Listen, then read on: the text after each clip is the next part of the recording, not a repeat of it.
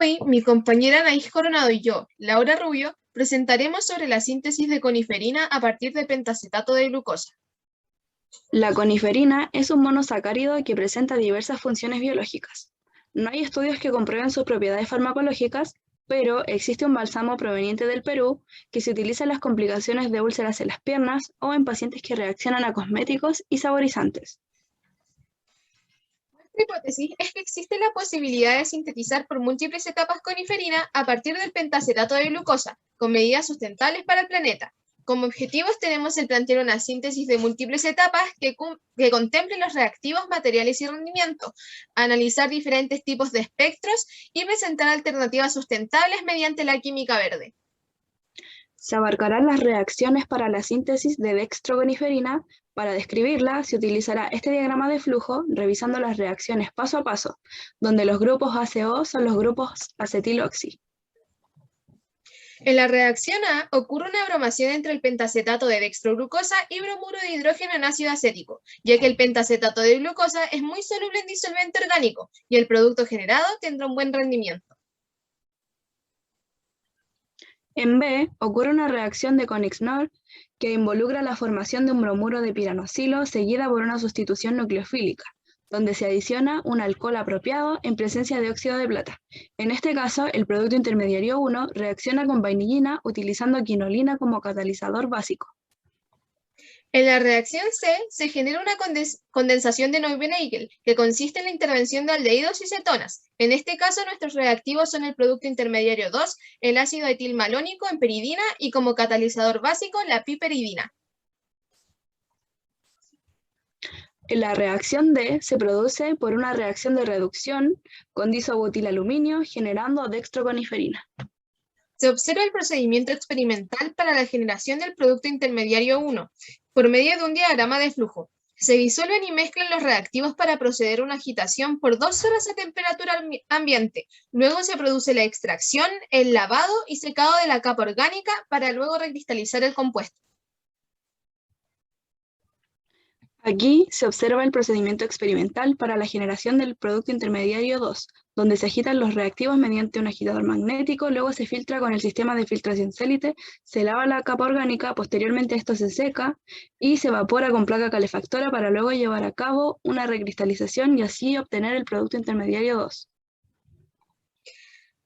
Para la reacción que genera el producto intermediario 3, se disuelven y mezclan los reactivos para proceder a una agitación por 1,5 horas a 100 grados Celsius. Luego se obtiene la concentración por medio de la destilación del azotropo y se produce la recristalización.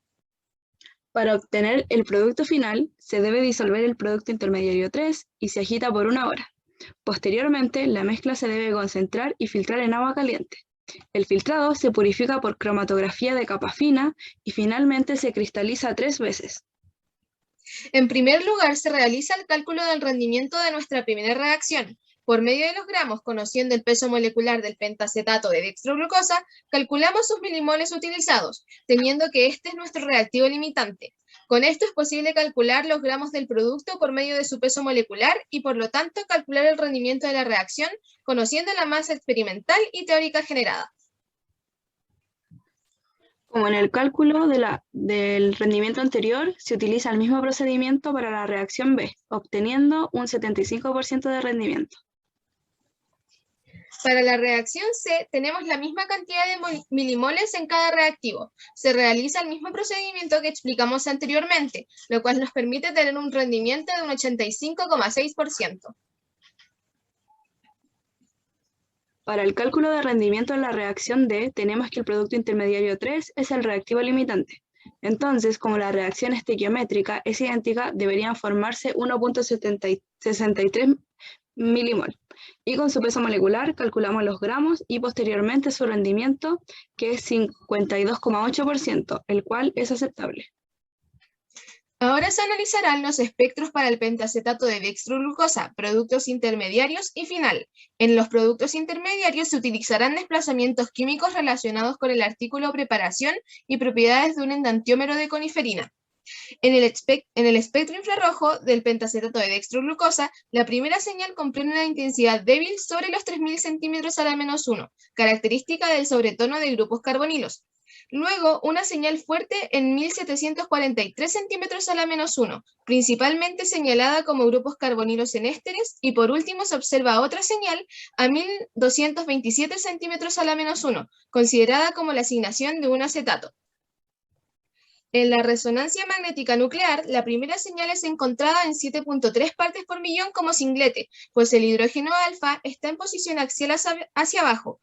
La segunda señal es encontrada entre los 2.177 y 2.012 partes por millón, que consiste a un multiplete referido a protones del metil en el ácido acético. Por último, se aprecian señales de acoplamientos complejos entre 5.2 y 5.1 partes por millón, las cuales consideramos desdoblamientos por los protones vecinos. En la resonancia magnética nuclear de carbono 13, la señal entre 170.58 y 167 partes por millón se considera como el carbono carbonilo del acetato, encontrado en una resonancia menor por ser un carbono desprotegido con respecto a la electronegatividad del oxígeno. En el espectro infrarrojo del producto intermediario 1 se observaría una señal entre los 1750 y 1730 centímetros a la -1, la cual corresponde al carbonilo en el grupo funcional éster. En el espectro de resonancia magnética nuclear protónico se observa una señal en 4.84 partes por millón, donde se encontraría la señal de H2 como un cuádruplete, debido a la existencia de acoplamientos con H1 y H3. En el espectro de resonancia magnética nuclear de carbono 13 se observaría una señal entre 170.58 y 167 partes por millón, considerada como el carbono carbonilo del grupo acetil. Para el producto intermediario 2, en el espectro de infrarrojo se observaría una señal entre los 1715 y 1695 centímetros a la -1 del grupo aldehído unido al anillo aromático. En la resonancia magnética nuclear protónica, el aldehído se observaría un desplazamiento químico de 10 partes por millón, mientras que en el caso de la resonancia magnética nuclear para el carbono 13, encontramos que el aldehído aparece a 191.1 partes por millón. En el espectro infrarrojo del producto intermediario 3 se observaría una señal entre los 1800 y 1770 centímetros a la -1, referida a un éster insaturado tipo éster vinílico. En el espectro de resonancia magnética nuclear protónico se observarían señales para los protones del grupo metoxilo en el anillo aromático, mientras que en el espectro de resonancia magnética nuclear de carbono 13 se debería observar una señal para el carbono del metilo correspondiente al grupo etilo en 60.5 partes por millón.